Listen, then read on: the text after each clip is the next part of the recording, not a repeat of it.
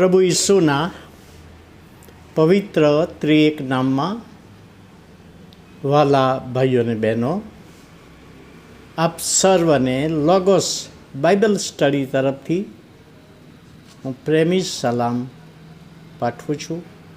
અને આજે 2025ના વર્ષનો 336મો દિવસ, 2 ડિસેમ્બર 2025 અને મંગળવારનો આ નવો દિવસ પ્રભુએ આપણા જીવનોમાં બતાવ્યો માટે પ્રભુનો ખૂબ આભાર માનતા પ્રભુના નામને ધન્યવાદ આપીએ છીએ. તિમોથી, પ્રભુના વચનોમાં તિમોથી સંબંધી આપણે વાંચીએ છીએ, જેનો અર્થ થાય છે ઈશ્વર મારફતે માન. તિમોથી એક પ્રભુના સેવક, એના જીવન વિશે બાઇબલમાં લખવામાં આવ્યું છે, બાઇબલ ઇતિહાસમાં લખવામાં આવ્યું છે. લુસ્ત્રામાં એનો જન્મ થયો. માતા યુનિકા યહૂદણ, એનો પિતા એ ગ્રીક હતો અને દાદી તેણે લુઈસ.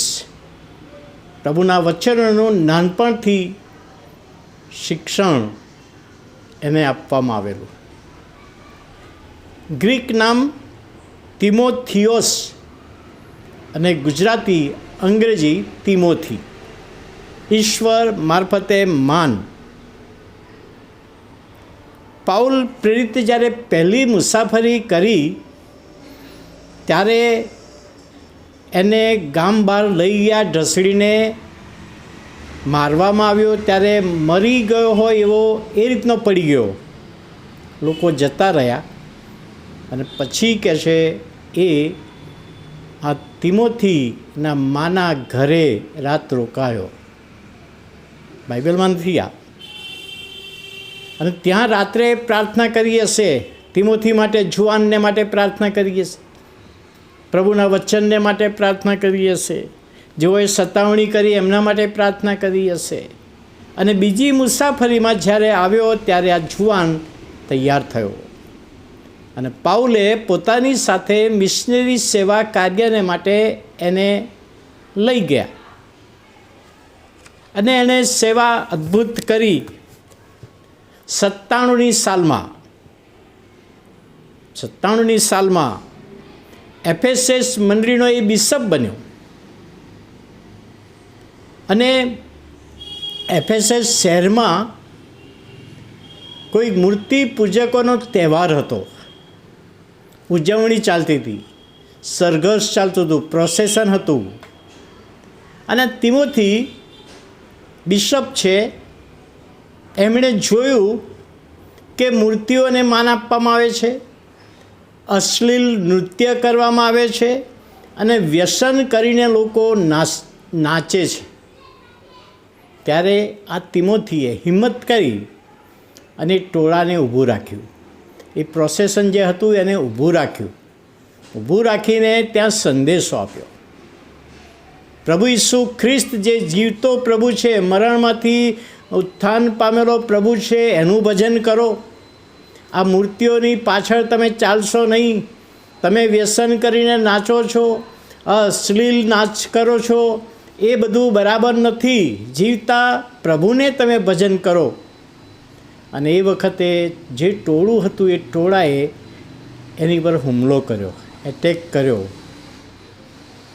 અને મારી નાખ્યો. ટોળાએ એને મારી નાખ્યો. એફેસસમાં એક જગ્યાએ આ તિમોથીને તેની ડેડ બોડીને દફનાવવામાં આવી. 97-98ની સાલ, પહેલી સદીમાં. 365ની સાલ ઈસવીસન, કોન્સ્ટેન્ટિનોપલ એણે વિશ્વાસ કર્યો.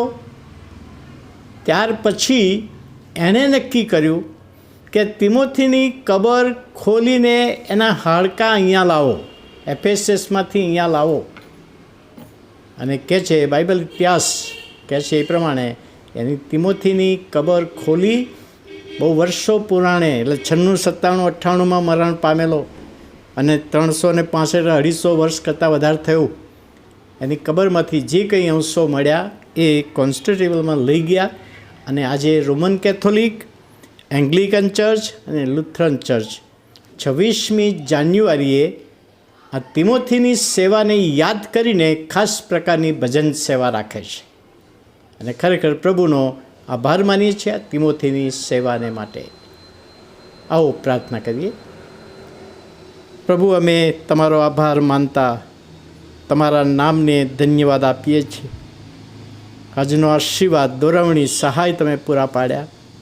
તિમોથીના જીવન સંબંધી અમે જોઈ શક્યા, સમજી શક્યા, શીખી શક્યા. એનો આશીર્વાદ તમે આપ્યો. આભાર માનતા તમારા હાથોમાં સોંપાઈએ. ઈસુ પ્રભુના નામમાં સાંભળો, માન્ય કરો.